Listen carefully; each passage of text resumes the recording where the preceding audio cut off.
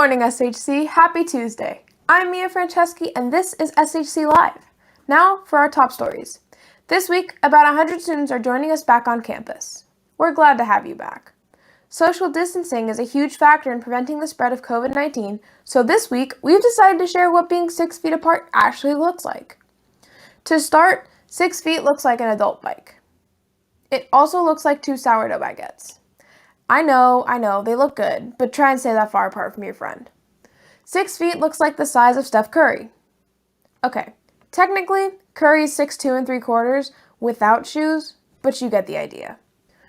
2 golden retrievers, a door, the width of a sedan, and the length of a yoga mat are 6 feet apart as well. For all my math lovers out there, 6 feet is 1.8288 meters. Finally, this one's my personal favorite. 6 feet is the distance between a pair of moose antlers. Moose antlers. I don't know why you'd want to get within 6 feet of a moose in the first place, but now you have a socially distant marker. Now, joining us is our favorite sophomore meteorologist, Kalia Gotland, with this week's weather. Take it away, Kalia. Hi SHC, this is Kalia Gotland back with another installment of the weekly weather forecast. This week, the average is going to be in the high 50s. I recommend you wear a jacket to school.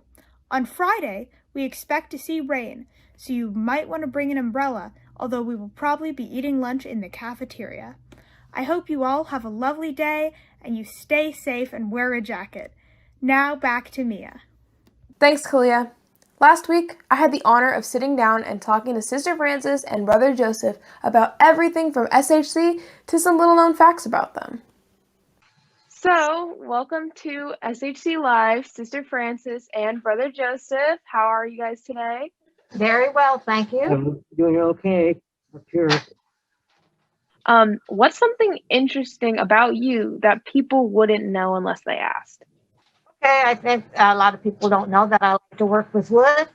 I do a lot of little wood projects, and I have done those over the years, and it's something very special to work with wood. It's there's so many different things with wood that a lot of people don't experience until they've actually worked with wood. And we have good grains and bad grains, just like we have good things and bad things in our life. And it depends on what you make with them. And sometimes I've been able to make things work out pretty well with something that was not going to look so good at the beginning. But I like to do crafty things, and I like to bake. Awesome. Okay, brother, what would people not know about you unless they asked? Okay, one thing is I like the outdoors, okay, and I could stay inside, however, if it's cold. But the thing is the outdoors, and one fun thing I used to do is snow skiing. Somehow my ankles are able to wiggle enough to go over the bumps, and still come out on top. I like languages. Most people know, but one language I'm doing now because I find that it's not as a simple language, and it's Arabic. Arabic for me is almost like the challenge people have when they do crossword puzzles. That's amazing. That is so cool.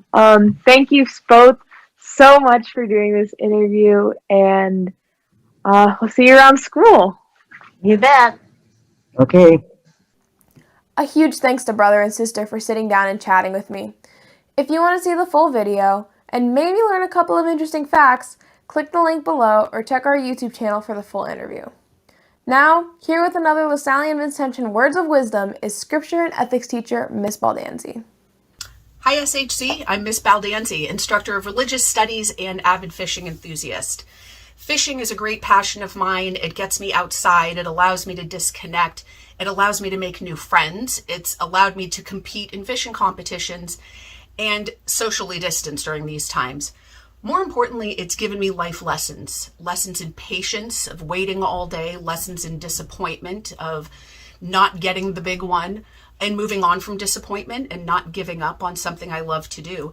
And interestingly, it's given me lessons that I bring into the classroom of a lesson plan that I think is great, and it turns out to be a sinker, the same way that sometimes I think I've got a great fish and it turns out to be a sinking log. It's also given me the ideas of, if the fish aren't biting on something, try something else. If my students aren't biting on something, try something else. I love fishing. It's what I do. It's what I love. And for SHC, I miss Baldienzi. Thank you, Miss B. Now, here's Ziamara Larkin with the latest on Black History Month. Hey SHC, welcome to week 3 of Black History Month. Over the weekend, I got the privilege to interview Mr. Carl Reed, an alumni from SHC, to ask him how his experience was as an African-American male going to SHC and what Black History Month means to him. Check this out. So what does Black History Month mean to you? I mean, I liken it like Valentine's Day. You know, it's celebrated once a year for this small amount of time, but it really should be celebrated throughout the year. And, for me, Black History Month is really just talking about and remembering the folks that have came before me and the struggles that they've gone through, and even the struggles that we're going through now as a Black community.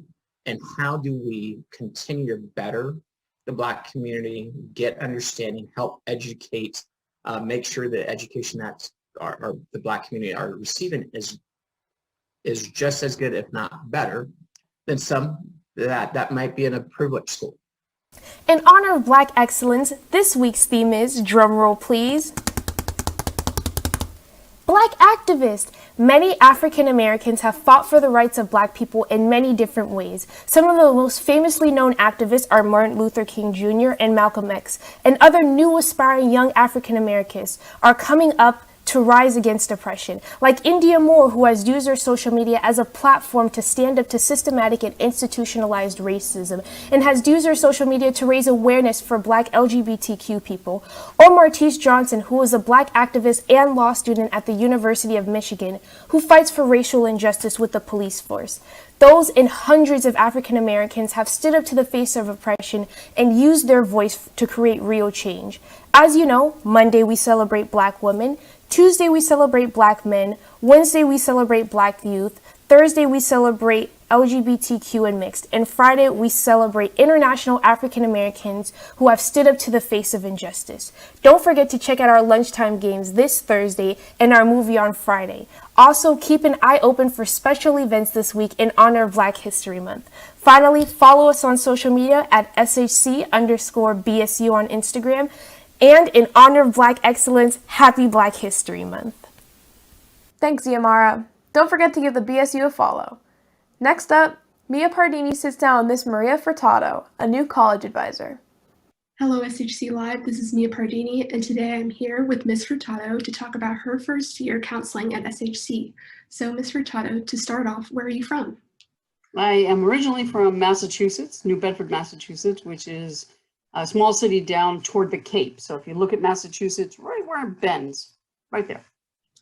So coming from Massachusetts to SF, what made you choose SHC? Well, it was not quite a straight path. So I left Massachusetts in 2007 and moved to Florida to work at a different school. So I worked in St. Petersburg, Florida for 6 years at Eckerd College. And then I worked 7 years for colleges that changed lives, and I was working at home. And in between, I met my wife and we got married, and she got a job at the University of San Francisco. So we moved out here in, let's see, it was 6 years ago in February. So 6 years ago next month, we'll have been here.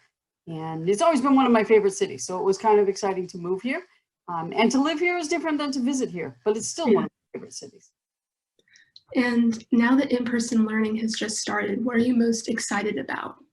I might actually meet students. Yeah. Yeah, that's a good thing. I have not actually met any of my 74 seniors that I'm working with, and I've not met any of the juniors to which I've been assigned for next year. So that's a little bit tricky, getting to know people over Zoom versus getting to know them in person.